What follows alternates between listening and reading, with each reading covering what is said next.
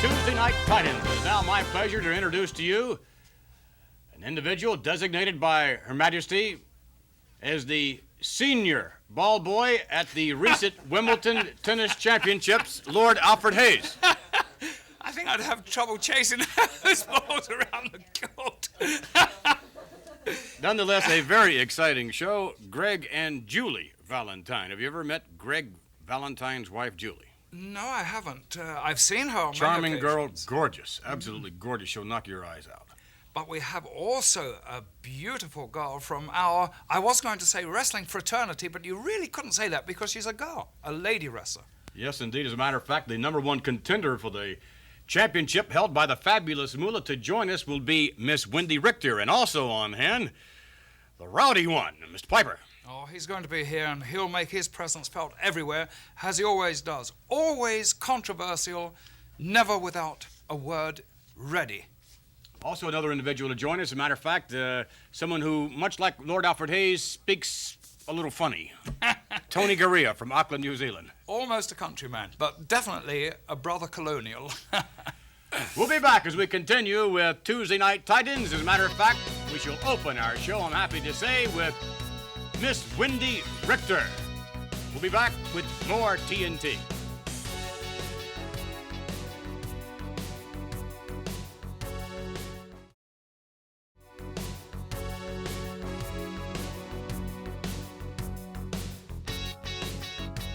Back again, and Lord Alfred Hayes, Captain Louis Albano this Monday night will march into Madison Square Garden, leading the fabulous Moolah, the world's ladies champion, into the ring to face Wendy Richter, who will join us shortly, and Miss Richter, of course, being led to the ring by her manager now, Cyndi Lauper.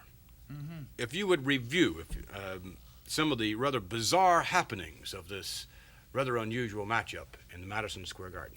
Well, the history, I'll try and be as brief as possible. The history, Albano, as always, he opened his mouth much too widely, and you could say he was almost insulting to a very large degree to Cyndi Lauper.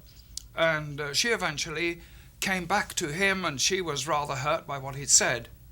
But Albano didn't stop at this. He threw out a challenge to Cyndi Lauper, and he thought he would get Moolah to either beat her up or something like that, but Cyndi Lauper showed wisdom beyond her years, and she looked around the ranks of professional lady wrestlers and found the most exciting, and I say that in all senses of the word, the most exciting potential lady wrestler, the one who had most potential to beat Moolah. Our own Wendy Richter. All right, what we would like to do now is take you to some footage. We've got new blood, new purpose, and new ideas. Yeah, Moolah may have the world's championship belt, but she also has Lou Albano on her side. Oh,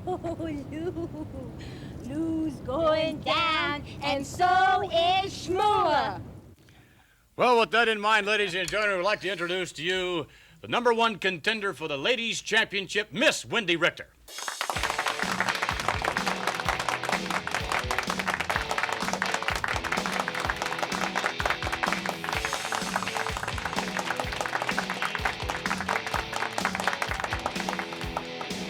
Such a pleasure to have you on Tuesday Night Titans. Well, it's my pleasure being here. Alfred, you said she was beautiful, huh? I'm bursting to ask all sorts of questions, but I shouldn't ask them on this program. Maybe later, if you don't mind. Let's get to the matter at hand, if we may. This Monday night in Madison Square Garden, you step to the ring, Wendy, and it must be, whether it's a win, even a loss, or perhaps a draw, it has to be, I would think, a thrill for you being associated with Cyndi Lauper and having this opportunity. Yeah, I'm so happy that she chose me because I want to get in that ring against Moolah. It'll be the thing I have worked for 4.5 years is a title match against her, and to have that belt, I want that belt more than anything. Not to mention Lou Albano, how he insulted women in general, and Cyndi. Yes, as a matter of fact, Mr. Albano, if I can remember, the quote stated that women either belonged in the kitchen or pregnant, I think that was. And then he called us bar broads and bar flies, or something to that effect. And I've never been called a bar fly before. I'm sure Mr. Albano is not lacking as far as his comments is concerned. Perhaps a little psychological warfare going on. I wonder if Lou Albano's comments and Moolah's comments, because she is, well, I think she has proven herself, at least, Hayes, perhaps you'll agree, is the toughest lady wrestler of all time. Would you agree with that, Lord? Yes, I've heard her described as the toughest old bird in existence. Now, she is. She has proved it time and time and time again, and I'm going to speak to you now strictly as a wrestler. I saw your workout. We all saw your workout. Most impressive. But do you really think, right deep down inside, you can beat her? Shoot, yeah. Just seeing that tape over again just got my adrenaline flowing. I'm ready for Monday. All right, now, how would you go about, without giving away too much, how would you go about in terms of strategy of attempting to defeat someone like Moolah? I mean, she must know every trick that there possibly could be in the ring. That's for sure. And plus Lou Albano, I know he's going to be sticking his hand in the pie too, but I'm just going to go out there and do my best. And I think my youth and strength, plus my determination, Cindy has really helped me. Like, I'm proud to be a woman. She's really for women's rights, and she's told me a lot of things, and I don't know, I feel like I'm a new person and everything. I'll tell you, you are indeed something different. I would think that Lord Alfred Hayes, perhaps you'd agree with that as well, that Wendy is a little bit different than what you would think a stereotype lady wrestler would be. I can't imagine how Moolah could fit into such a wonderful picture, but she does. And we have to get ourselves down to reality. Wendy is a beautiful, beautiful girl, but we do know by her records she is also a beautiful fighter. Yes. And she has that psyched up feeling that Cyndi Lauper's imparted. Well, I'm going to have a bet I've never on had a her. manager before. This is my first time to have a manager, and she's just really boosted my self-confidence, and I just can't wait till Monday. Well, she is somewhat unusual, to say the least. That's for sure. I would think that she perhaps has had quite a bit to do with your lifestyle as of late. Oh, yeah. Makeup, hair, clothing, everything. I've just practically thrown my cowboy boots and hat away. I still love Texas and proud of it, but I like the new image, too.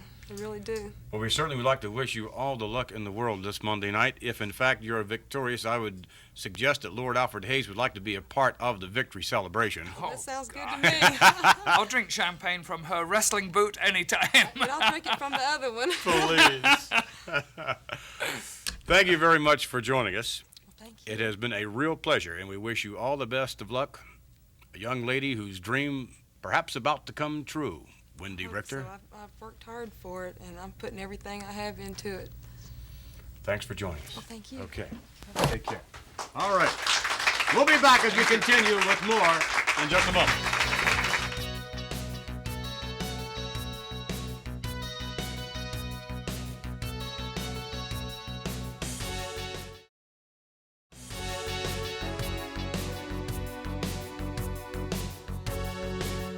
We're back, and in a moment, ladies and gentlemen, we shall be joined by one of the great athletes in the World Wrestling Federation, a gentleman who has been through the thick and the thin of it. Lord? Yes, and he's always been a very, very wonderful representative of the wrestling profession, one who I am particularly proud of. I'm sure I'll still say he talks a little bit funny. With that in mind, ladies and gentlemen, to join us, Tony Garea.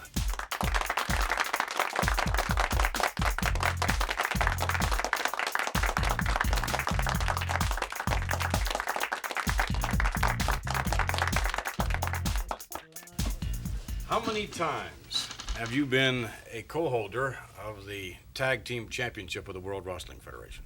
5 times, Vince. And is that not... No one comes close to that record, do they? I don't believe so, Vince, no. But as of late, Tony, it seems to me that your career has taken somewhat of a twist in that you seem to be wrestling more on an individual basis now than as compared to previously more of a concentration on tag teams. Is that by design? Yes, Vince, I thought I'd like to try it on an individual basis for a while. Meanwhile, the feelers are out. I watch all the tag matches that are on in the arenas around the country, and I have my eye on a couple of young boys, and hopefully, if things work out, we can get together, and I'd like to try it for a 6th time. I'm sure you would. What do they think about Tony Garea back in Auckland, New Zealand? Well, Well, that was, let me see now, that was 1972. I left Auckland, New Zealand. Have you been back? I've been back. I went back in 1978, and it was wonderful to go back there, see all my friends' children all growing up. That was the greatest pleasure I had going back, to see the young children. Here they are, 6 years older, and it was a great feeling. You must be considered somewhat of a hero back in Auckland, New Zealand. You have really made it big like no other professional wrestler ever from New Zealand. With that in mind, let's take you now to a recent matchup, Tony Garea in individual competition.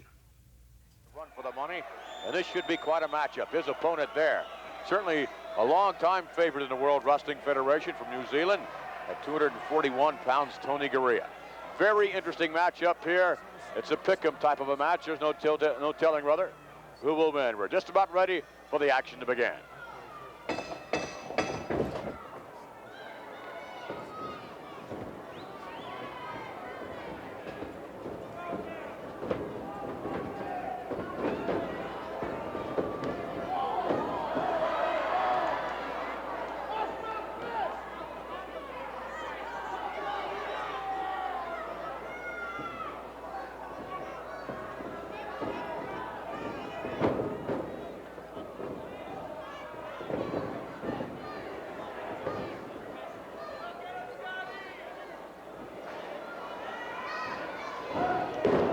Ray Stevens, if you had to pick a victor here in this match, who would it be? Would it be Tony Garea or Johnny Rods? Well, right now you're looking at two wrestlers at any given time can beat any wrestler in professional wrestling. They both have tremendous ability. They're both in tremendous condition, and it would be very hard to pick a winner in this match. Tony Garea, very scientific wrestler. Johnny Rod's a little rougher, which I prefer to do. He takes advantage of every situation. So that, to me, gives him a little bit of the edge. But like I said, either one of these men are capable of beating anybody on any given day. Garea with a nice takedown.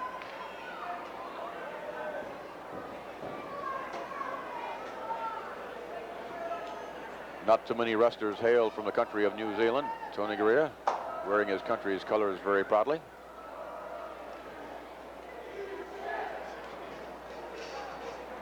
You ever toured in all of your worldwide wrestling? Have you ever toured to the country of New Zealand? Yes, I have. It's a nice place for farmers. They got a lot of cows and a lot of sheep. Not my type of place, but if I like that sort of thing, well, that's fine. But like I said, it's fine for farmers. Now you can see where Johnny Rods is getting the advantage. You can also see Johnny Rods doing more than adjusting to, that's the corner unprotected now.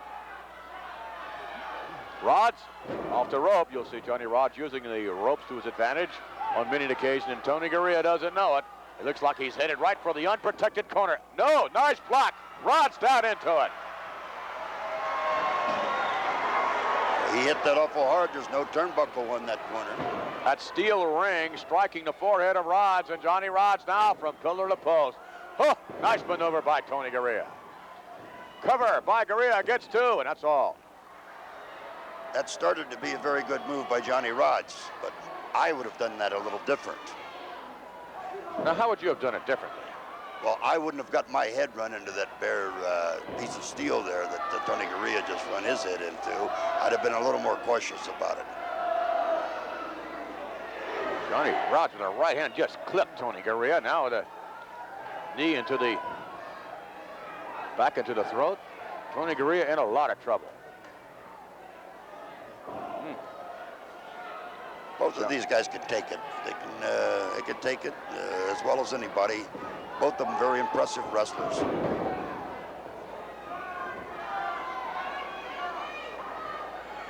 Johnny Rods to the corner now. Ooh, right down onto Tony Garea. Taking good advantage of those ropes. Those ropes are a big help if you know how to use them right. Referee cautioning Johnny Rods now. I would think it's somewhat of an art on the part of Johnny Rods or maybe a crippler Ray Stevens to know just how far you can push a referee in terms of bending the rules before you're disqualified and thus lose the match. Absolutely it is. You got to know just how to do it, or you will be disqualified. You'll be fined a lot of money. And when I step in the ring, I go in there to win, and the only way you make money is to be a winner. Tony Garea being set up by Johnny Rods now, missing with the elbow. Right back, flying body press by Tony Garea. Doesn't get him. Did not hook the leg. Ooh, look at that. Clipped him right across the jaw. Good move on Rod's part. You could see the power when he threw Garea off. Back body, no, sunset flip. Will he get him down? Johnny Rods over as they legs. No. Couldn't quite hook him properly.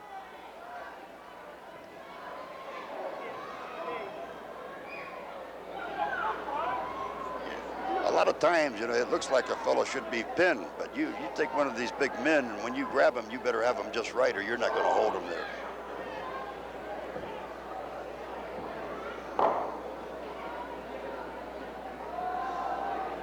Now, you see, if Rods was doing this right, he would be taking the air right out of his throat right now, without the referee. I would suspect that's exactly what he is doing. That's a chokehold, is it not? Not quite, not quite. He has it on the side. I'm sure he's making Garea a little weak because the blood's slowing down, going to his head right now. Johnny Rods now bringing Tony Garea, trying to get him over. Trying to get him set for a suplex. Look at that. And it back. Nicely done by Garea. Very nicely done.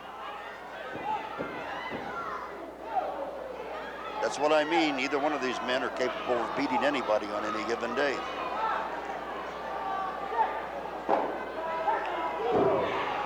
I'm sure that includes Ray Stevens. On the right day, if maybe I was sick. If you were sick? Yes. Johnny Rods with a kick. Now, this is nip and tuck seesaw battle pretty much all the way. Nice reversal by Tony Garea. Trying to set up the back body drop, but kick to the chest. It was a telegraph maneuver. Rods with the momentum. Reversal by Garea, however. And there is the way it's supposed to be done. Good competition here. Good even competition. Flying body press, hooks the leg, gets him. So Tony Garea, 2 weeks in a row, victorious with the flying body press. Really looks good, Tony does. I would have to say he was very lucky to get that pin on Johnny Rods. And again, they're continuing to slug it out here. Drop kick into the chest. Momentum takes Rods all the way over and outside. He's hot. Tony Garea gets the Duke. We'll take you back now to action we saw earlier on. Call it, Mr. Stevens. There, the back body drop. Beautiful back drop by Garea. I'm going to give credit where credit's due right here, and he took a lot of the sting out of Johnny Rods with that. And look at that, went way up high with that flying body press, hooked the leg, perfect pinning position. Rods kicks out. It's a little too late. Very impressive victory, Tony Garea, and of course, as we heard, the voice of Ray the Crippler Stevens at that time, doing a bit of commentary, as a matter of fact. Tony, you yourself have tried your hand from time to time at some commentary, have you not? This is right, Vince, and it gives me a complete different perspective to looking at professional wrestling, and I've enjoyed it, and I certainly hope to be back doing a little more commentary from time to time when the occasion comes up. Other than that particular aspect of professional sports, what aspirations does Tony Garea have? You mentioned earlier you'd like to try for one more time, if you could find the right tag team partner, like to try for one more time with a tag team title. What about an individual goal? Well, individual goals now, in the professional wrestling world, where we have my good friend Tito Santana, he has the Intercontinental belt. Of course, if it was possible to wrestle Tito for the belt, I would certainly take that opportunity. Then we have Hulk Hogan. Well, I'm not going to kid myself. Hulk Hogan is 300 pounds, and he's 6'8". He's a heck of a lot bigger than me and a heck of a lot stronger. And I don't think there would be a show of me taking the belt off him. But I think a match with Tito Santana would prove to be a very interesting match, and I believe we could have a real good scientific match. And I believe I would have a chance. No doubt about that. It'd be a great match. From a tag team standpoint, if you're looking for a tag team partner, what are you looking for? You're looking for someone stronger, someone with a little more agility. You know, if you have your druthers, what are you looking for? I'm looking for somebody with agility, Vince, because I believe agility, about my weight, maybe a little lighter even, about 5'11", 6 foot tall, because I believe that man has the stamina. He has the stamina. When you get, when you're around 6'1" and you're 250, 260 pounds, it's too much weight. Too much weight. So that's the type of man I'm looking for. Man with agility, a man that can move in the ring. Tony, the very best of luck. We hope you find the tag team partner you're looking for, and certainly hope you have the greatest of luck in the future in the World Wrestling Federation. Thank you very much, Vince. Tony Garea will be back as we continue with more TNT.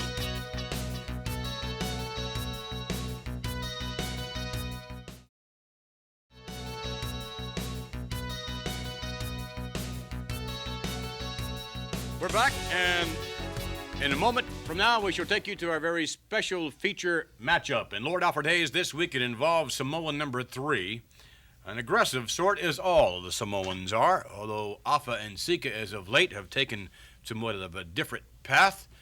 Aside from that, Samoan number 3, the youngest of the Samoans, set to lock horns with Superfly Snuka. Great matchup. Yes, indeed. I like watching Superfly Snuka for 2 reasons. One, he has tremendous patience, and he will hold back until the time is apparently right for him. And then, when it is right, he is a perfectionist. And what he does then is absolute perfection. And that is why the whole world of wrestling have taken him to their heart.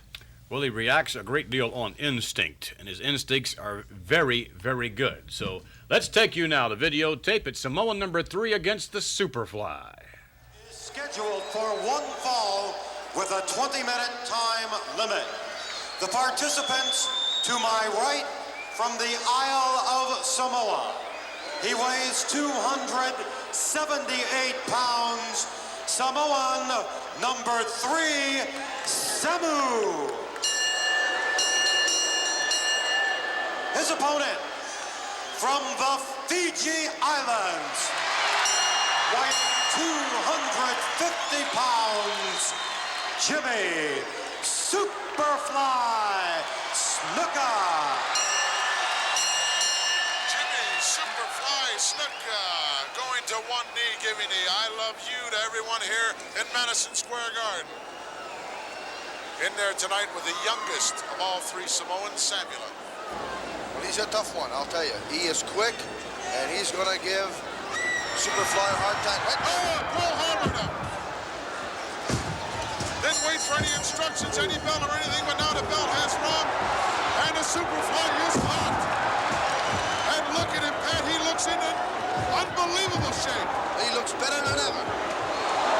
Right hand almost sends him over the top rope. Superfly winds him up, sends him hard into the turnbuckle, scoops him up into a slam. 270 pounds, picks him up like nothing. He picked him up like he weighed 0. Snuka looks better. He made him pay for that, didn't he? He sure did. Do you think that Samuel realizes that was the wrong thing to do? He now realizes it.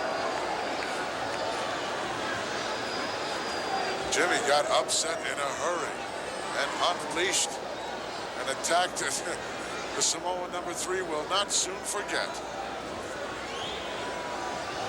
Side headlock now by the Fly. There's only one Jimmy Superfly Snuka. All the years I've been around wrestling, I have never seen anything like him. He is a classic.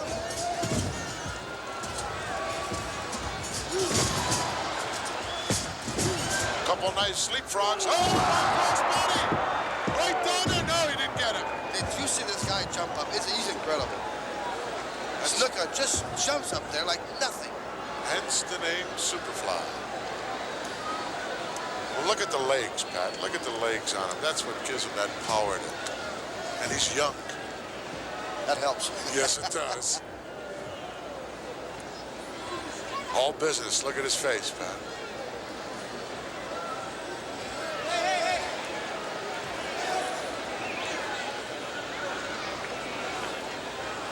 Samoan number 1, Afa, successful in his contest tonight against Tony Garea. Very successful. And now Samoan number 3 is going to try to do the same thing. Highly unlikely. Anything can happen, but if I were a betting man, I would have to put my money on the Superfly. Oh, I would bet on Superfly too. But anything can happen out there.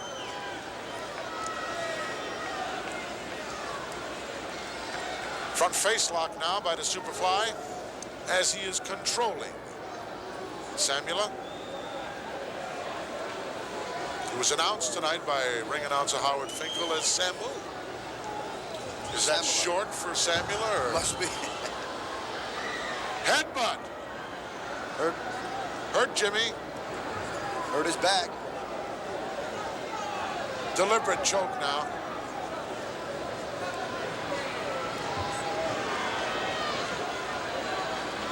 Snuka, I've seen absorb unbelievable punishment, Pat. There again, that's one of the reasons is the fact that he's well conditioned. He can take a lot of punishment. Well, it seems that all these guys from the South Pacific have that ability, Pat, for some reason. Maybe it's their upbringing, climate, food, culture, whatever. Slam now. No way. You're not going to beat the Superfly with a cover without hooking something.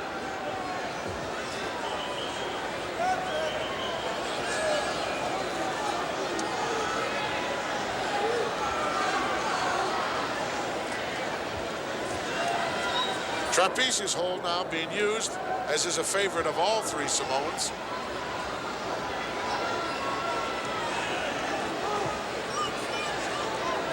Look at the face, Samoan. None of them too pretty, really. Not really something to write home about. Of course, you and I are not about to win any prizes either, Pat. It's easy for us to say. I would say I don't get no better than that. Oh, I thought you were saying a little better than me. Well, I could say that too. Superfly coming up now. Crowd still buzzing over the Hulk and his sensational victory here tonight over Mr. Wonderful as a handful of hair takes Jimmy back down to the canvas. That's got to be a big disadvantage to have all that hair in there, Pat. I never had that problem. Oh, yeah. These guys, you can actually pull on the hair, doesn't it? It's just it takes them off balance. But actually, you can pull on these guys' hair, they don't feel nothing. Just the pain. Still after that trap.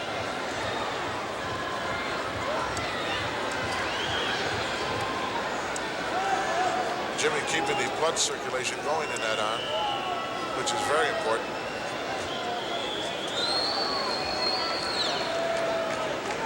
Still to come, the giant 6-man. Rocky Johnson, Tony Atlas, co-holders of the World Wrestling Federation Tag Team Championship, along with the Polish Power, Ivan Putski, as they take on a very formidable team of the dynamic duo from across the pond, Mr. Fuji and Tiger Chung Lee, who team up with Sergeant Slug. Interesting combination. Extremely interesting.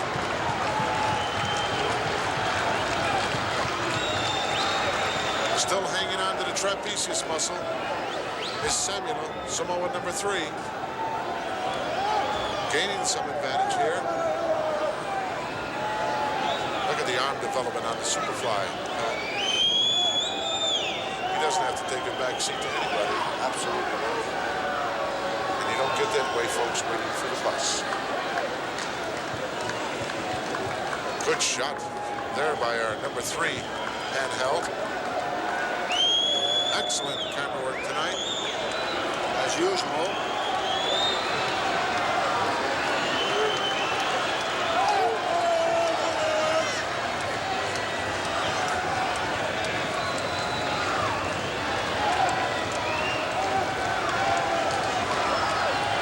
Another good shot of the Samoan's face.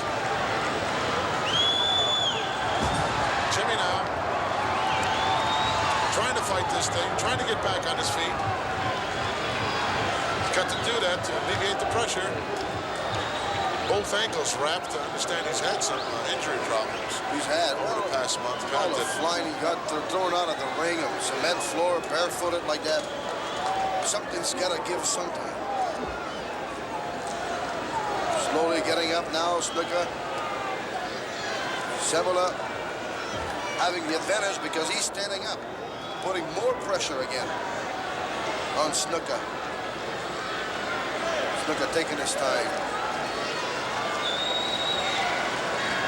Trying very hard to get up, real slow.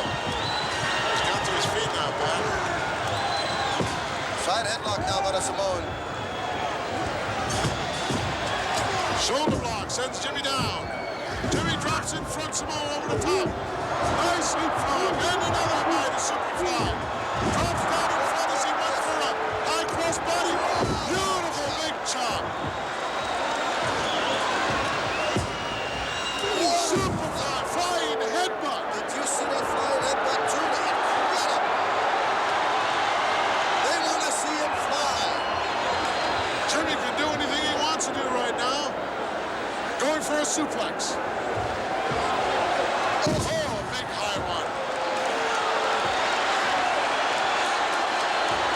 Oh no, he's going so far. He's 3/4 away from the. He's 3/4 of the way away from the ring, Pat. Superfly up on top of the top turnbuckle. Samuel doesn't know where he is. Look out!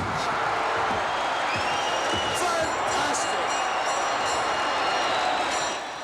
Wow. Superfly Snuka. There is only one of a kind like the Superfly. He is extraordinary. What a matchup. Samoan number 3 making quite a good accounting of himself, to say the least, as well. I could watch that all the time. Superfly, as I said before, and I hate to say this, I said so, a perfectionist. The headbutt was just superb. But as you said, Samoan number 3, he didn't stay down to that. He came back, he reached down inside, got something and came back. Maybe it was unfortunate for him he did, because he still wound up down there for 1, 2, 3. Good to hear. By the way, we will have somewhat of a different point of view, I'm certain, later on TNT, because to join us will be Roddy Piper, and he's had his differences as of late with the Superfly. Yes, and if he should ever tangle with him, I just hope, for one, that Superfly is in that same, what could you say, that same... frenzy, maybe. Huh? Yes, yes, because he was, wasn't he? He sure was. We'll be back as we continue with more Tuesday Night Titans. The mailbag awaits his lordship.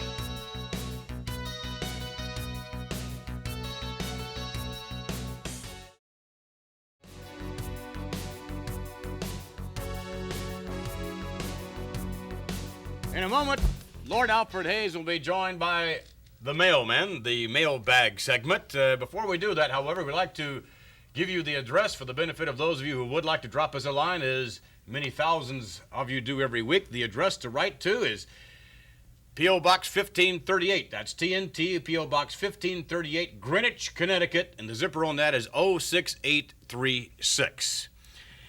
And Lord Alfred Hayes, I think the mail is approaching just over your shoulder.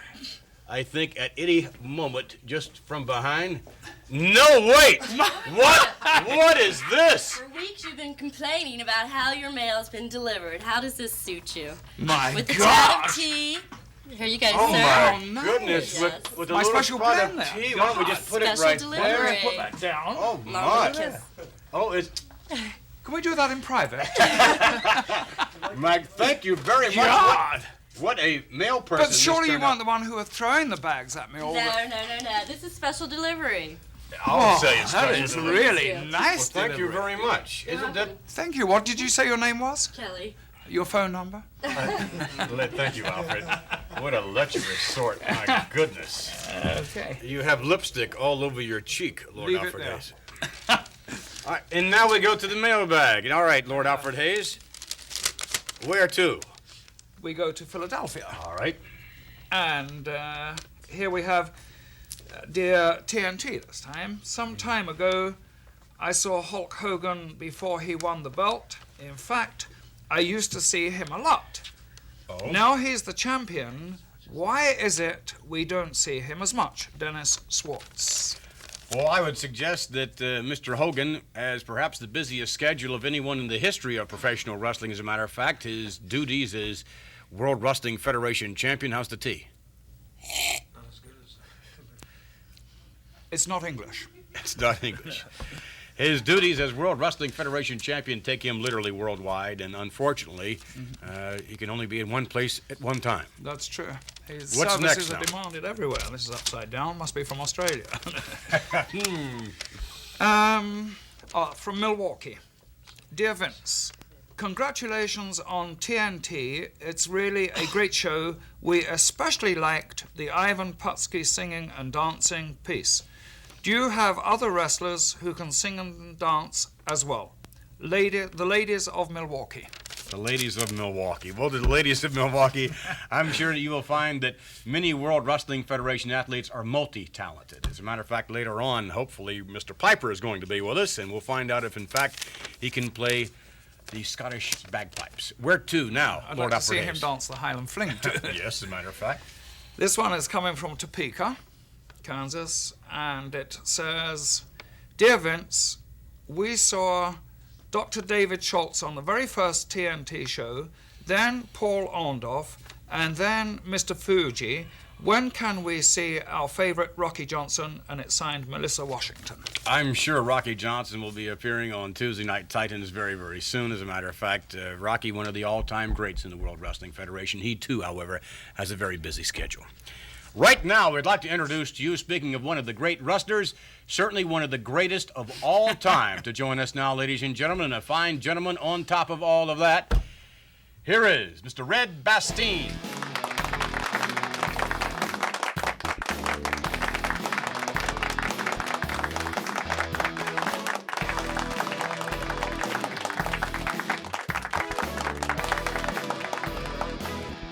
Thanks a lot for that.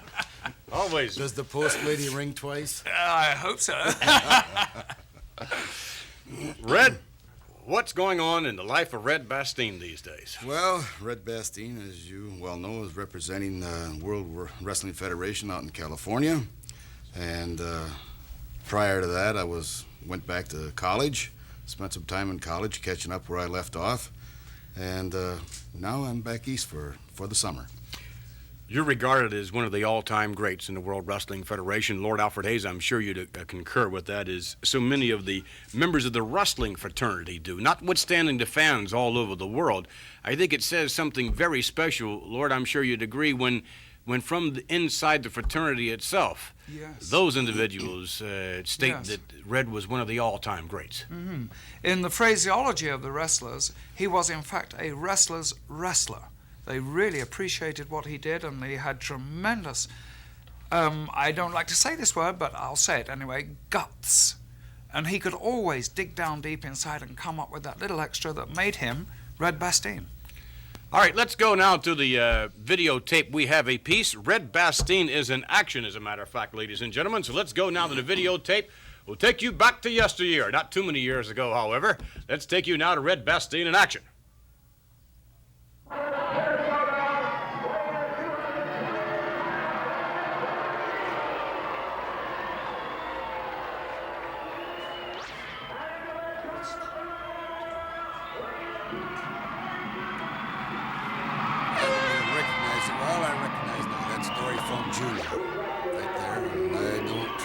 Recall exactly this match right offhand. This is from where? Out on the coast? It looks like Texas. Probably in Texas, because that's where the Funk Brothers are from. And it was probably in Texas someplace. As you know, Dory Funk Jr. was a prominent wrestler, comes from a wrestling family. One of the all-time greats. Right. Dory Funk Sr., and this is Dory Funk Jr., and then he also has a brother, Terry Funk, and all well-recognized wrestlers in their own right. Red, what do you account for your phenomenal success? What particular athletic skill, if in fact that was it, do you recognize as perhaps your greatest asset? Well, I really don't know, Vince. I did start wrestling when I was very young. I started wrestling when I was 16 years old.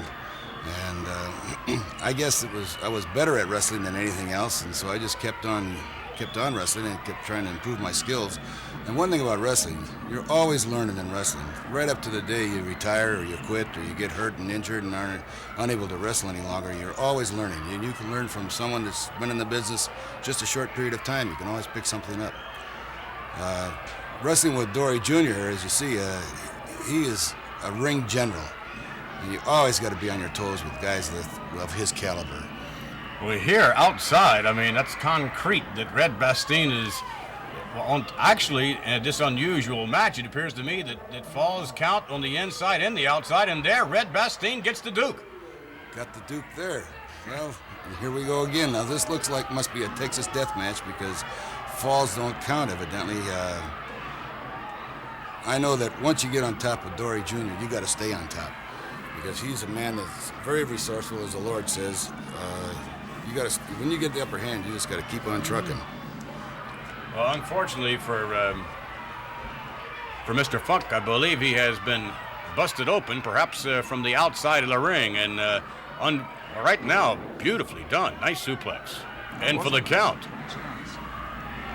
And there, Red Bastien, convincingly victorious. Now he's got to answer the count now. If he gets up before the count, why, we can still continue. Texas Death Match. I'll tell you, the Funk brothers were always great at these matches. They were tough. It's very salty. Both Terry and Dory. Well, you never could count them out, that's for sure. Never. As a matter of fact, the father of the Funk brothers actually died wrestling. Is that right? Yes, he was a gritty old beast, and he just loved to wrestle, and he was on his ranch. What a maneuver we just saw. Did you see that maneuver? That's why you say you can never count those Funk brothers out because they've always got a way to reach down and pull something up. Incidentally, that's Ken Farber refereeing there. Good referee. To the buckle again, and boy, I'll tell you, this has proven to be a tough matchup. I guess the two of you are perhaps never the same after this match. Ooh! Ooh, good. Good height. Good height you got there. This is the first time I've seen this, and evidently it's got to be around 8 or 10 years old. Funk wasn't going to allow that jump off the top rope. No, he was not going to allow that. Ooh! Wow! What a right hand! Oh, my! Toe-to-toe, my goodness, what a battle.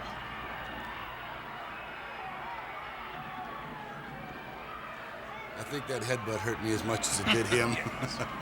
Yeah. A tremendous matchup. Seesaw battle all the way. You and Mr. Funk. As you said before, the Funk family proving themselves, I guess, one of the great wrestling families of all time. Indeed. And what a matchup. Oh, indeed. It was a pleasure to be able to get in the same ring with those guys. It really was. It didn't look like that to me. No, I wouldn't think so. No. How long of a span did Red Bastien enjoy in the World Wrestling Federation? Extended from 1947 to January of 1980. My goodness, that is unbelievable. One of the longest wrestling spans of anyone in the history of the World Wrestling Federation. With an exception of about a year and a half when I was overseas, when I was in the service, that was continuous. Well, Red, you certainly have made an example of yourself, both in the squared circle as well as out of the squared circle as a representative of the World Wrestling Federation. We wish you all the luck in the world in your endeavors out in sunny California.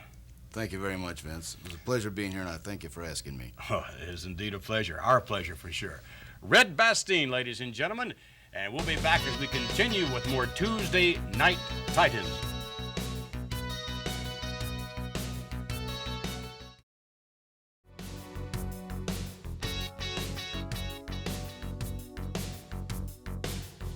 Join us now, ladies and gentlemen.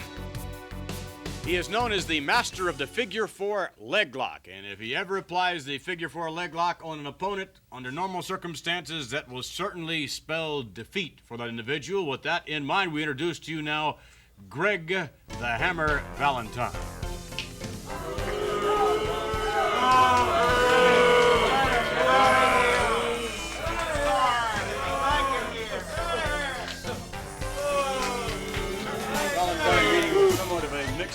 reception. Nonetheless, it is our pleasure, Mr. Valentine, to welcome you on Tuesday Night Titans. Very well. Of course, you know Lord Alfred Hayes, do you not? Necessary. Lord Alfred Hayes. Well, of Certainly. course. Just where old retired wrestlers come when they're all finished in the ring. Well, you're sitting in the seat. Nice soft chair. That's the seat there. Well, listen, no, I'm not retired, though. You're retired. I'm talking about you. I beg your pardon. Surely you would hope to climb to the heights that Lord Alfred Hayes climbed to in his heyday as a pro wrestler. Oh, wait a minute. I've already surpassed those heights. What are you talking about? What are you talking about, Vincent, man? I've been wrestling 14 long years now. I started when I was very, very young. It's true. Very young. And I've accomplished almost every goal and every dream that I've wanted, except for one. And that's the World Championship, and I've come very, very close several times, and you know that yourself. And you know that. Oh, yes, I do. You've been a very, very successful wrestler. Very dour, very stubborn, but your style is a good style because it produces results. Yes, and I might add a style that, somewhat of a no-holds-barred type style. It seems to me Greg Valentine, a man who has a mastery of scientific pro wrestling, and on occasion will show that mastery. Under normal circumstances, he likes to mix it up in a roughhouse fashion, as we will see now. Ladies and gentlemen, the next contest, scheduled for one fall with a 10-minute time limit. Introducing in the corner to my left, from Seattle, Washington, weighing 250 pounds, here is Greg the Hammer Valentine. And his manager, Captain Lou Albano.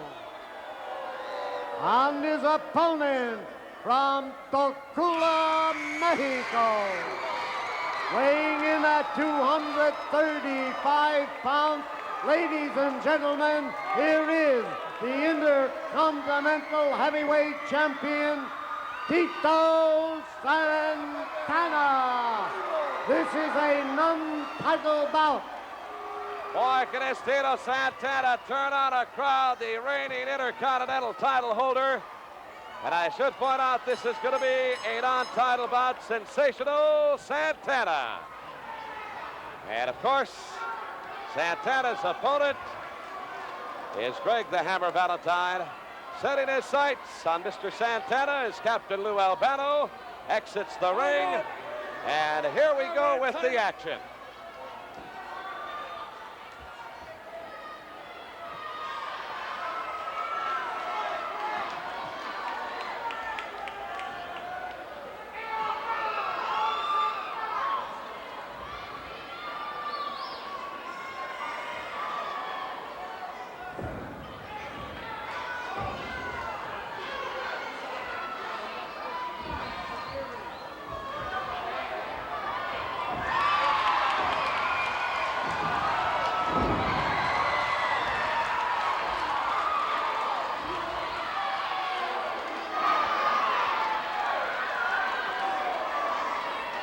Non-title matchup between Greg the Hammer Valentine and reigning Intercontinental Champion Tito Santana. Even though there's not a title at stake this week in this particular one-fall bout, there is a lot to be gained by Mr. Valentine if he could upend Mr. Santana. And of course, Tito Santana, a very proud individual and very, very well respected by his peers in this great sport. Tremendous attitude, and a man has got just unbelievable talent. Lord Hayes, would you not agree with that assessment? Absolutely every word. Tito Santana, a finely balanced athlete, admired by other wrestlers. He is a man's man. He deserves all the honors that he has achieved and all the honors that will definitely and surely come to him in the future. Well, this capacity crowd on hand this week really turned on.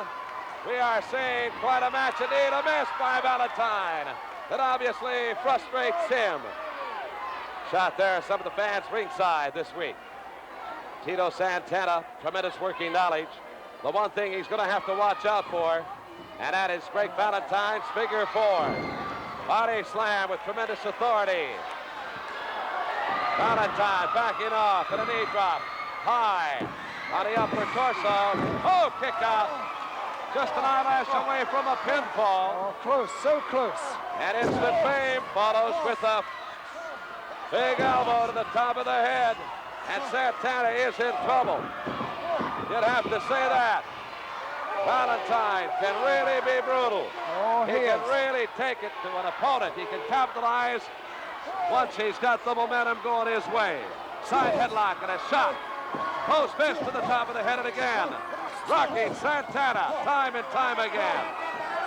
Right now, Tito Santana is in trouble. No! Oh, come on. Gene, he is methodically brutal. He can hurt you with method. He picks all his spots. And once he's on top, he is not a flamboyant attacker. He will stick with one particular thing. And it has proved very, very successful for him. Now there, of course, an obvious choke, as you fans saw. I don't mind telling you, the referee has got his hands full trying to control the likes of a Greg Valentine, 250-pounder. A man who certainly knows his way around a ring. Another pickup. What has he got in mind this time? Greg the Hammer Valentine. No, no. Oh, come on. How much more can Santana take?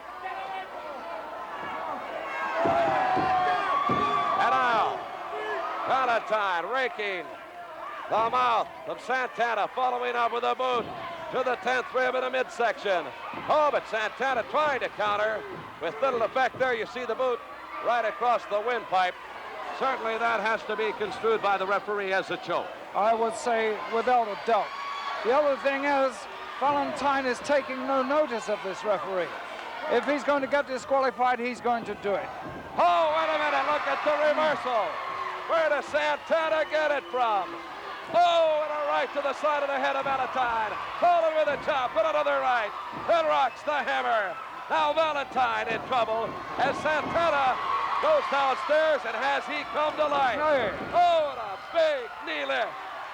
And this crowd is on its feet. Watch out. Oh, a knee. That one downstairs, way downstairs. To the pit of the Pick stomach. up. And a vertical suplex takedown. Valentine, 2. No dice. Oh, I take my hat off to Santana. That's twice. So close. Oh, there's a miss. With an elbow. And again. Now, Santana rolling out of the ring apron. Both men are outside of the ring. Referee Dick Worley has the count going. The exchanging of blows back and forth. Santana, Valentine. Look at him go. Tooth and nail back and forth. Wait a minute. There is the pin. But I believe the bell sounded. I believe the bell sounded. I don't know. I really don't know. The referee is Highly talking to questionable. Highly questionable. We're going to have to get referee discussing the result of that particular bout. It appeared that Santana won. Let's get the official decision. Ladies and gentlemen, at the count of 10, Tito Santana failed to get back into the ring. Here is the winner, Greg the Valentine, a Hammer Valentine. This was a non-title bout. Tremendous controversy will surround this one. Look at Santana. He is really upset with the referee's decision, and I can't say as I blame him. Nonetheless, it's going to go down in the record book as a victory. That's the bottom line.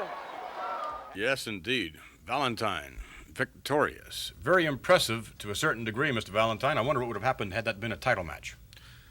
Well, as you've seen right there, Vince, you were watching Monitor along with thousands of other people out there on the USA Network. I had Tito Santana beat several different times. The referee did not count 3. I don't think Tito Santana kicked out in time. I think that the first time he counted 3, or counted 2, he should have counted 3 because... A little slow on the count. Yes, that's what I'm trying to say, and several occurrences there. And I've wrestled Tito Santana all throughout the United States. I believe that I should be the Intercontinental Champion. I neglected to say that that was my other goal in life in my professional wrestling career, besides the World Championship, is the Intercontinental Championship, because it has evaded me also. And I won it, and I believe that the referees, the officiators are not treating me right, because I should have won that particular match that you just saw this evening. All right, well, right now I'd like to introduce to you, fans, someone who no doubt treats Mr. Valentine right, and that is his wife. So it is now our pleasure to introduce to you Miss Julie Valentine.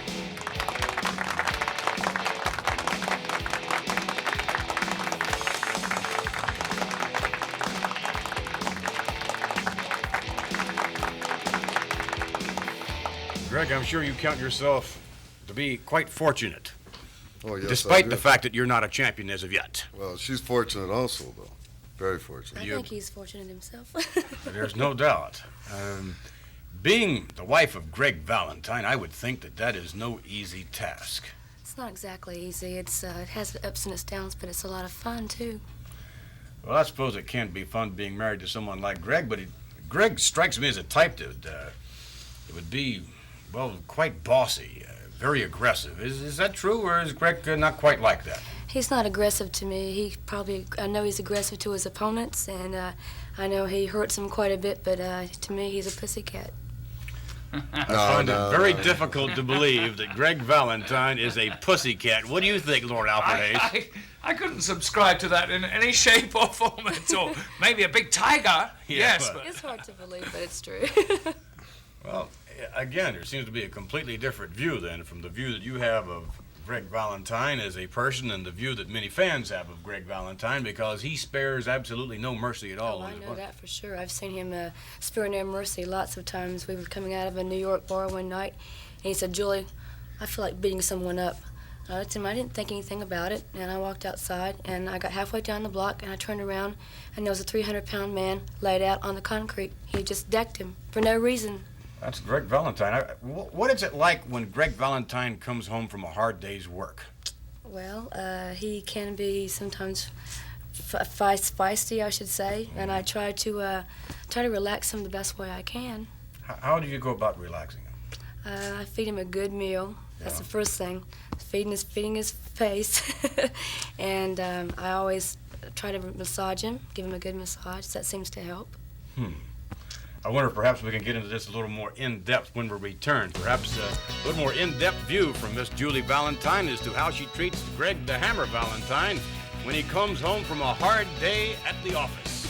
We'll be back with a surprise, I'm sure. Don't go away.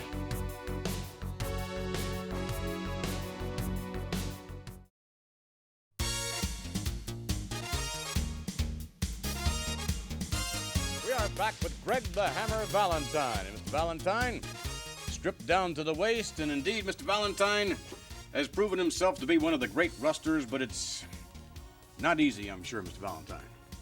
Well, like I said earlier, Vince McMahon, 14 years in the squared circle. I haven't attained a world championship, but I've attained a lot of money. I've become very, very wealthy with professional wrestling. My career, my everything, and famous as well, or infamous, actually. I have condominiums. I own different houses. I'm a landlord, so to speak. I got beautiful cars, lots of beautiful cars, and a beautiful wife, a very beautiful wife. And I want to tell all the ladies out there, I know there's thousands of ladies who would love to have a date with Greg the Hammer Valentine. I just want to say that I am not available. Well, I'm certain that the ladies... I am completely happy, you understand? A lot of people, they wonder, like you started to say before, or asking my wife, how do I unwind when I come home?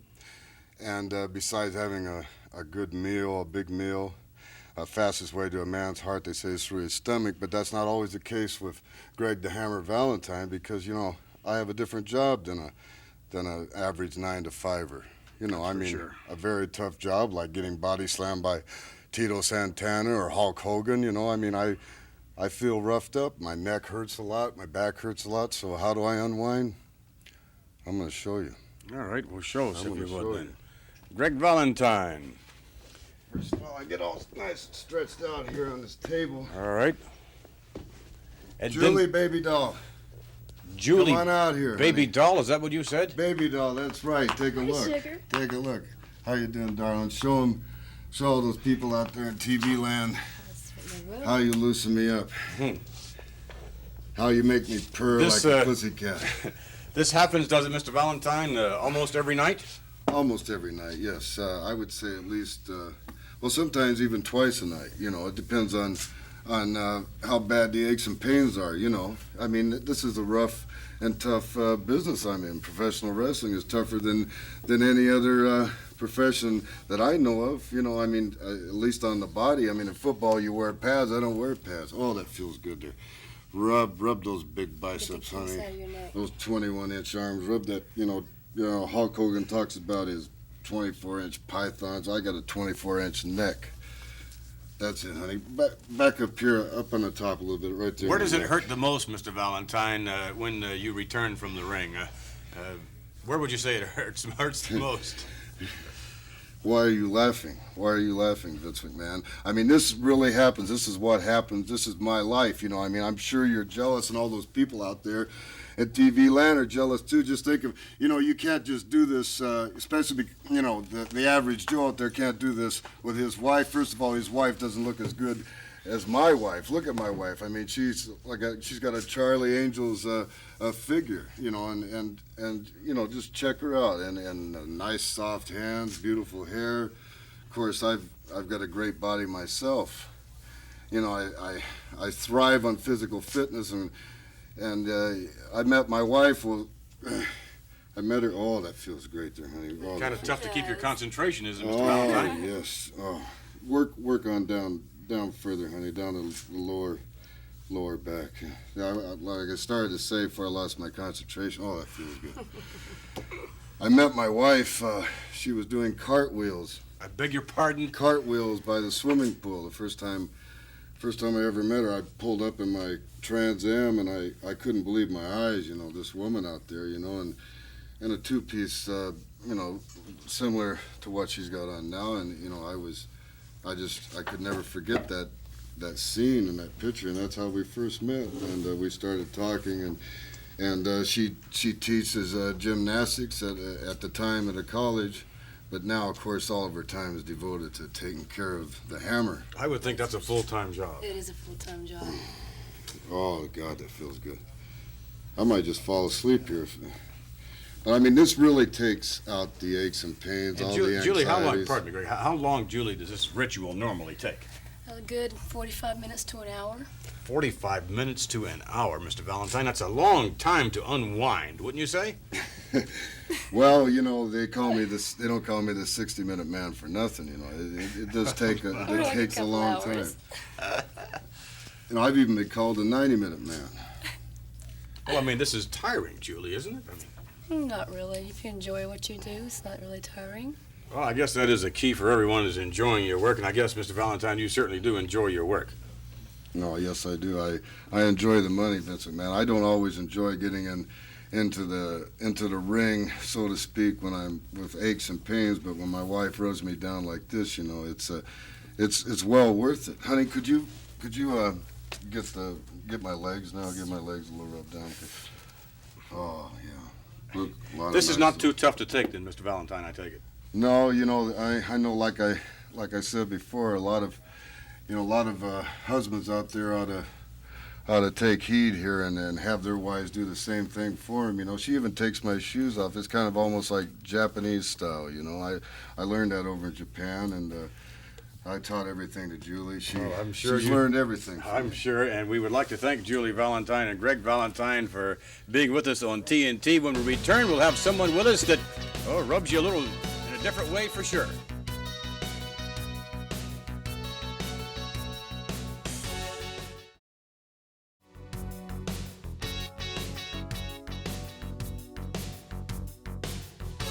We are back with more Tuesday Night Titans, and Greg the Hammer Valentine, perhaps the envy of, well, certainly a number of individuals. Well, that can mean only one thing: the presence of one of the greats in professional wrestling, Lord Alfred Hayes. That's a cacophony to me. Definitely a cacophony. Roddy Piper to join us.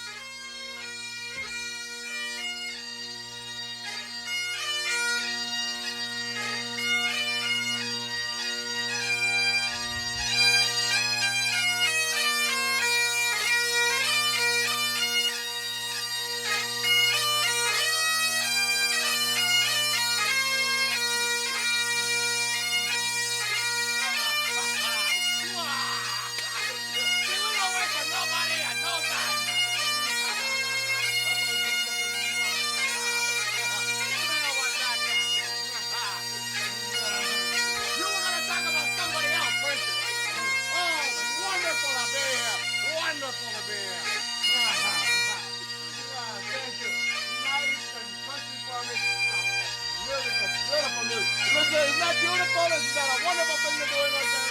Can you do that? No. My goodness.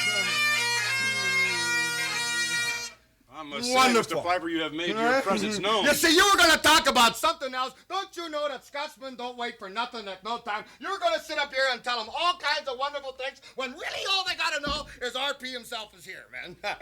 Nice to have me, isn't it? Did you buy that yourself? That's cute. Thank you very much. Yeah, it's nothing.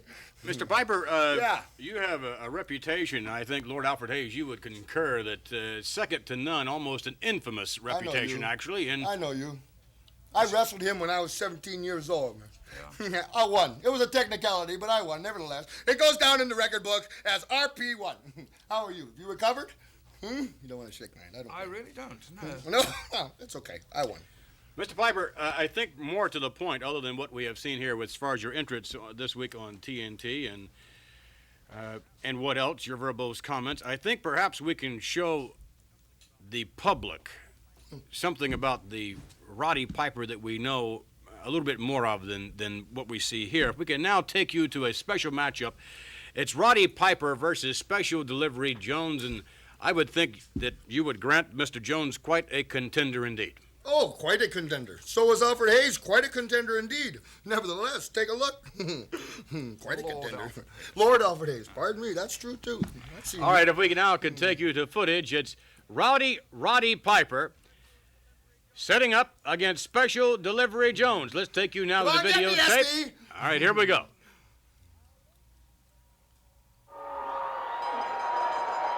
Now, ladies and gentlemen, the next contest, schedule 1 fall with a 10-minute time limit.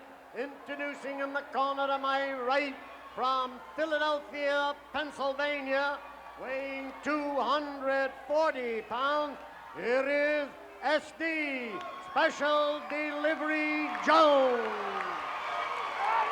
And his opponent from Glasgow, Scotland, weighing at 232 pounds, here is Roddy Piper. I don't know what to expect. Well, you can bet that a lot of people are watching this matchup, and a defeat would cost Mr. Piper great sums of prestige, and no doubt would somewhat deflate that humongous ego of Mr. Piper. And S.D. Jones, just a man that can do it. Piper being taunted by this capacity crowd. And Piper's going to have more problems, I'm sure.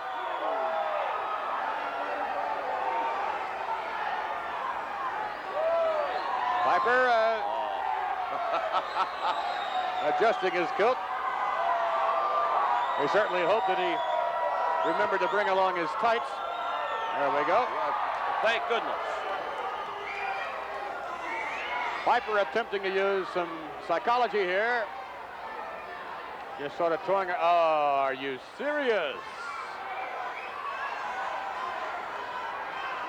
A moment ago, it would appear that Mr. Piper wanted to start things off on a friendly basis. All right, lock up now to the ropes.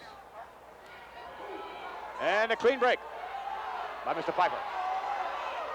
SD looking at it. Southpaw had his hand cocked.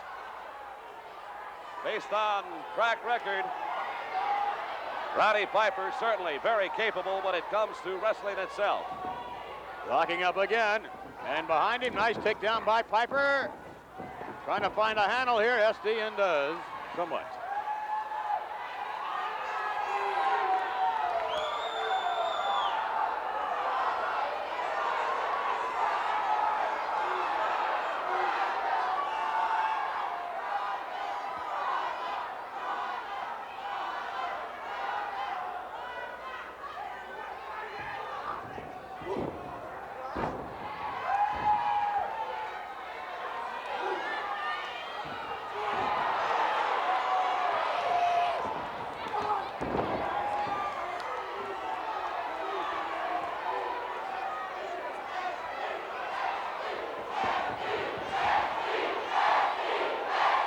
Mr. Piper showing his true colors. Another right hand. You can hear the chant, SD.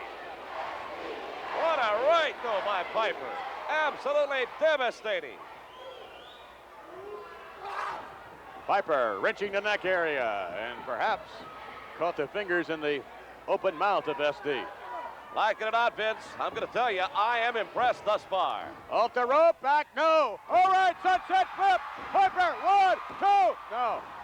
Oh, my. Piper back in control. Rams, from our vantage point, it appeared as though he rammed the thumb into the esophagus of SD Jones. Very cleverly shielding himself from the referee.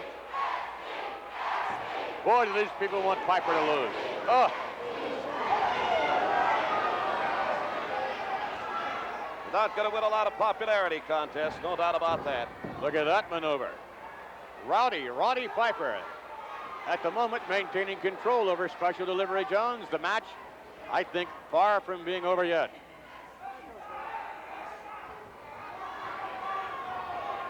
Piper applying more pressure to the chin area. Pulling up on one hand, pushing down on the other.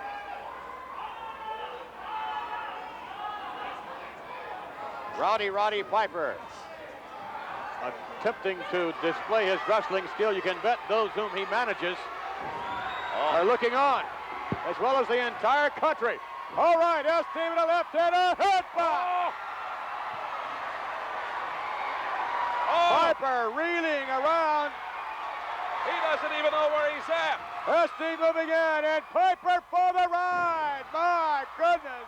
Gigantic field throw on a part of SD Jones. Oh, my. Everybody knows, RP. Bring the cameras back on me. Take the cameras off the match. I'm tired of watching the match myself. Let's see more of the match. Did I win the match? Did I win the match? Have you seen the match before? Shoot me, the question is too hard. Did you see the match before? Have you seen it? Yes. You were the one commentating. Did I win the match? Yes or no? Yes, you did. There we go. Simple. Why sit here and watch myself? I know I like myself. I can get tired of watching perfection myself. You are the most... I made a mistake one time. One time I thought I was wrong. I was wrong. I was right.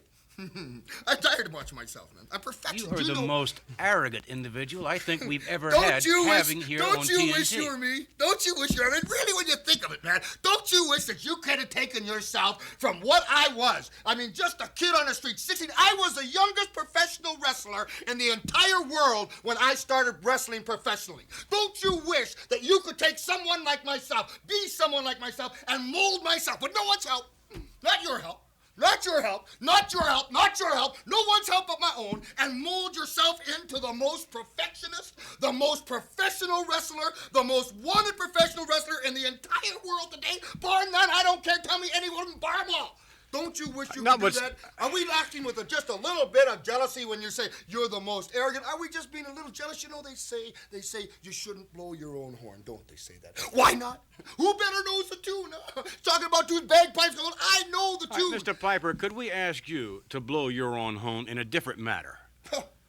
A different manner altogether. Sure. Because earlier on, we heard, of course, the bagpipes, and it's been said that you're a Scotsman and things of that nature. It's also been said that you don't know how to play the bagpipes. Who said that?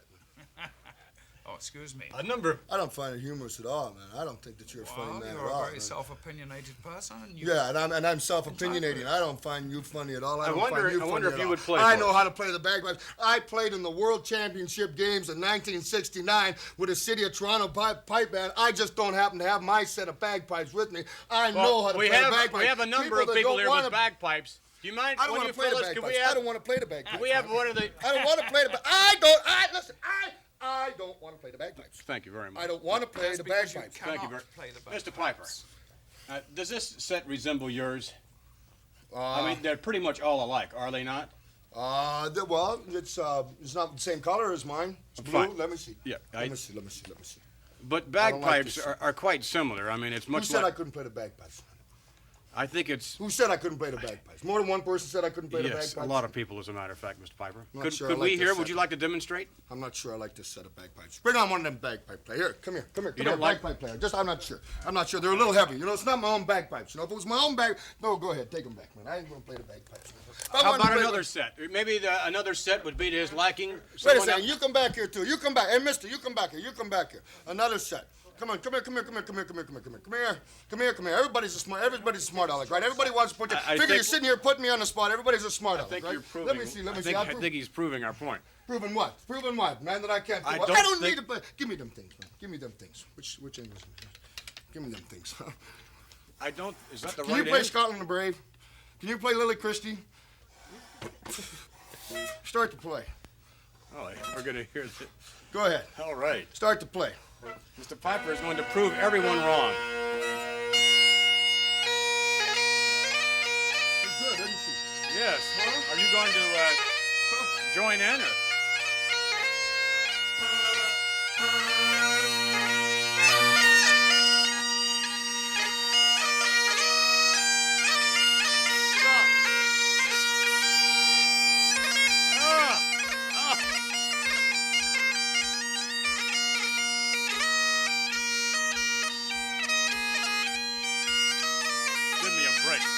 We'll be back.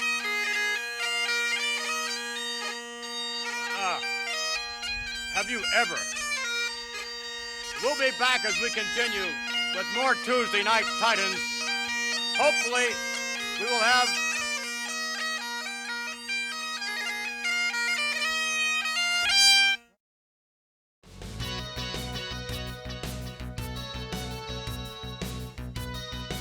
We are back with more Tuesday Night Titans, and I'm still not sure, Mr. Piper, that you really can play the bagpipes. It's just your lack of knowledge. It's nothing to do with me. Go back to school and learn what you're talking about. Are you I'm kidding sure me? You would have played your own set considerably better than the set we heard. What's wrong with you the play. way I played the set I had? It was perfection. Just a second. I saw you out here 2 weeks ago polkaing. You stepped on someone's foot, they died, man. Are you ribbing me? Who are you? With Laura. I do my own, you see, man. I'm a one-man band. Nobody's got to tell me. You think that they can do any better? You got a band sitting there right now. You got some Highland dancers sitting there right now. Let's listen to them and compare them to me. That'll tell the facts, man. All right, fine. Let's go back up now to Piper's band.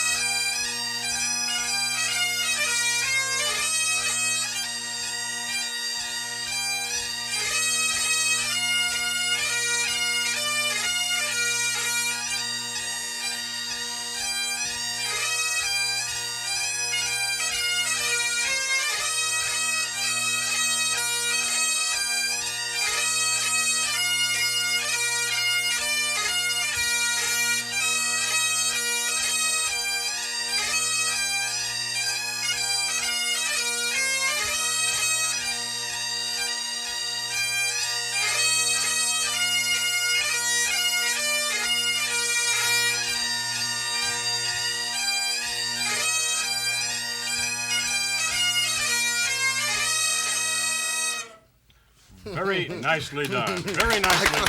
I could only have done it better myself. Fantastic. Fantastic. Pretty little ladies there, too. All Scottish ladies are pretty. You notice that? You probably haven't noticed that. Have you noticed any ladies? Hello? Nah, probably, sorry. Talking over your head again. It's nice to be me, you know that. It's nice to be me. It's nice to be able to say exactly what you want to be and be 250 pounds, 6 foot 1.5, and tough as you can come, man. You know why I wear a kilt? Because I'm tough enough to, man. Besides that, I can't get in jeans. It cramps me. All right, Mr. Piper, we'd like to take you in a few moments back to a memorable occasion, I'm certain. It's back to a Piper's Pit, in which your guest on that occasion was without a doubt one of the most phenomenal athletes in World Wrestling Federation history. A gentleman. Talking about me? I said one of. The gentleman's name is Superfly Jimmy Snuka. Oh, the Snook. The Snook. What are you going to do? A match of Jimmy Snuka? I don't want to see a match of Jimmy Snuka. I'm not interested. I am the legend killer. I have destroyed the legend Jimmy Snuka. Any match you show up will be a has-been match, man. Firstly, I'd like to state for our viewing audience that this is, well, a piece that's unedited. Is that what you're going to show? Right. Oh, that's wonderful. So for the benefit of those of you who are a little squeamish and have perhaps some young children who you might not want to view this with us, it's Roddy Piper at his best, or I should say at his worst. You're kidding. When I'm good, I'm good. When I'm bad, I'm better, brother. Check this out. I'd like to get your commentary and your view. If you would watch this with us, let's go to the videotape now. It's Roddy Piper and his guest, Superfly Jimmy Snuka, in Piper's Pit. All of a sudden, we got a bunch of people writing in. This guy here comes, I don't know, maybe comes sniveling to the people, comes and cries, Roddy Piper didn't give me a chance to say nothing on the pit. Roddy Piper didn't give me a chance to do nothing. You want a chance? Everybody wants to be like Roddy Piper. You want a chance? You want a chance to say something, brother? I'll tell you what, man. Here you go. Take the little microphone. There you go. There you go. Put it in the little greasy paws. You want to do something, then you go ahead. You say exactly what you want to say to these people. You can do. Just a second. I want you to, wait a second. I want to make you feel at home. Before we start, you want to be the big shot. You want to do all the talking. You want to really think. All these people. Got yourself a pineapple. Want you feel at home. Want you feel like the Fiji Islands. Kind of like the women, you know? Kind of long, frosty hair on top, round on the bottom. Got your pineapple. You want to be a happy person? What do you want, huh? What do you want? You want bananas? You want to talk? Go ahead and talk, huh? Go ahead and talk. Wait a second. Wait. You want bananas? We want bananas. We got bananas. Here we go. You want bananas? Have yourself a banana. Huh? This is what you want. You want to talk? You ain't saying nothing. What's wrong, huh? You want to come up here like a big shot? What do you want? You want coconuts. Here I went. I got your coconuts. Just like, there you go. A coconut. Two coconuts. More coconuts. You want to be a big shot. You want to wait a second. Bananas and coconuts. You want to be a big shot. You know what? The only thing I didn't get a tree for you to climb up and down like a monkey, like you want to do. You want to be a big shot? I'll get you a tree next time. You want a banana? Have a banana. What do you want, man? You think? Am I making fun of you? Whoa. No, sir. No, sir. No, sir.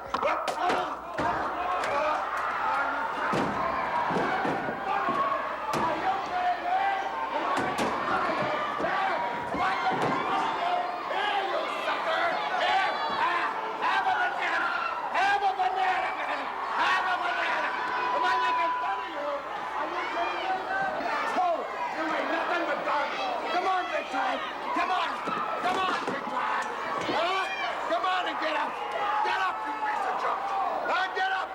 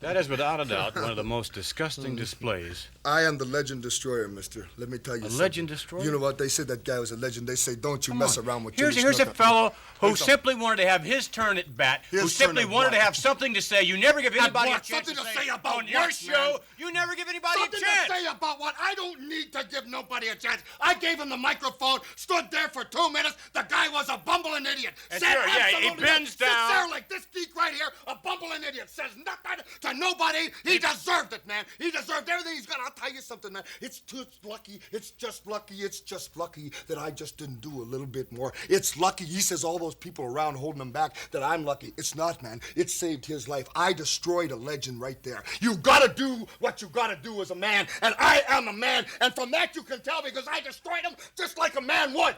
I don't care what you say. I don't care what you say. It don't matter to me. Alfred, It don't matter to me, I man. say this man is without dignity. Without dignity, man. Who You do you add think nothing you are? to this program. I had nothing to this program. Just pardon me, I got no bow tie. Pardon me, I had nothing to this program, man. think I we've come had out here. enough. I'm We'll not be going- back. What, you piece of garbage, man? I had nothing to what, huh? You think you're something? Hey, what? Hey, there! Hey, What's the matter with you? Poe!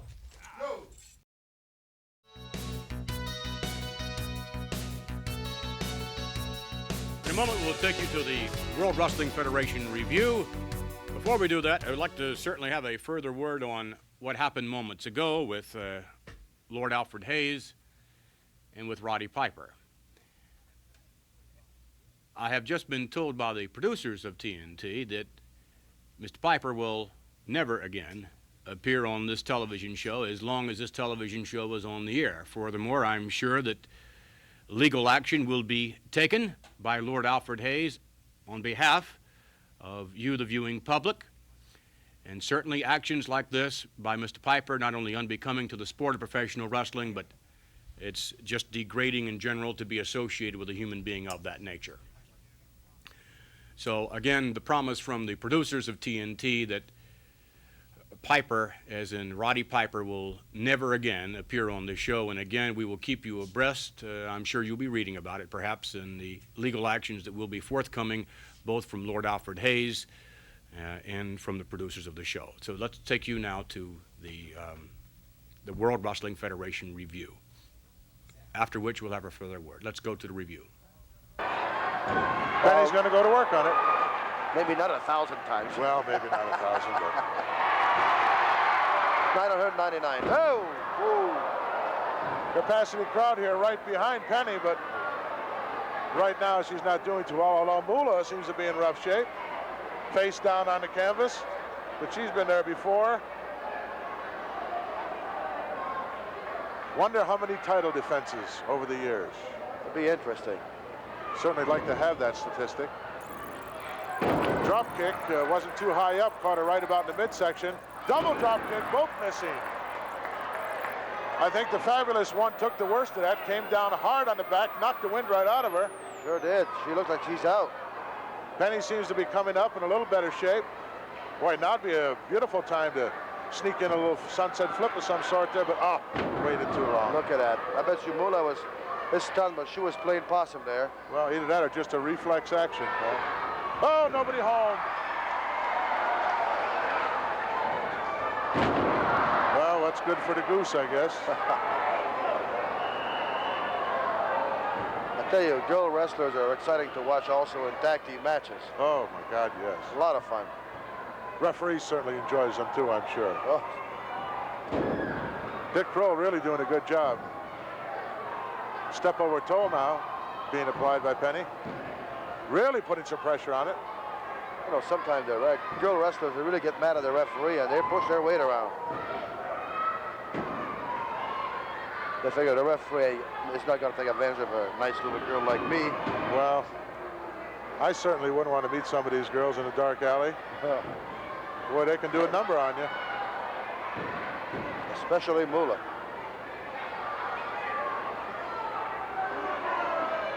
Exciting championship wrestling from the World Wrestling Federation being brought to you on the USA Network. Only the best appears on the USA Network. Title match at stake here. Moolah with a flying mare. Penny coming. Oh my God, she telegraphed that move by 40 yards, Pat, and the fabulous one saw it coming and just wasn't there. Well, could be the beginning of the end. It could for be Miss Marshall. Big. Oh, went for a backdrop, instead just laid her out flat right on the sternum. That's got the smart.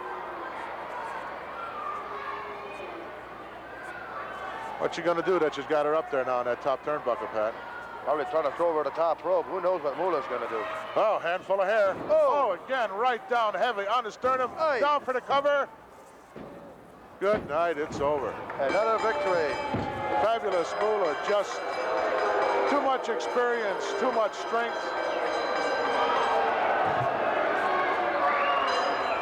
And too much agility, and just too wise for young Penny Marshall. Let's go up and get the official time from Joe McHugh. Here is the time, 6 minutes and 6 seconds. It is the winner, the fabulous Moolah. Fabulous Moolah, victorious again, retaining her title on the All-American Wrestling card. When we return, we'll have an update on what is to happen here next week on Tuesday Night Titans, and we are told that Lord Alfred Hayes has regained his composure and will also join us. So we look forward to returning and giving you comments on what will happen next week on Tuesday Night Titans, and also perhaps a little commentary from Lord Alfred Hayes. We'll be back as we continue with more Tuesday Night Titans in just a moment.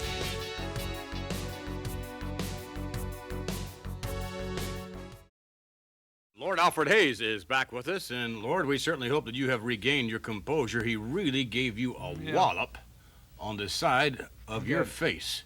Caught me right across there. But it's not the first one I've had, but under these circumstances, it was that. It really was the first type of thing that happened to me, and I'm afraid this man lost all control of himself. You didn't. I'm very thankful of that. I didn't. I'm thankful of that, too. He is not a dignified person in any sense whatsoever. To say the least. Next week, here on Tuesday Night Titans, we shall have a really big show, as the saying goes. A big show? Yes, without a doubt. How big? I thought you would never ask. 7 feet 4 inches and 457 pounds of the one and the only Andre the Giant.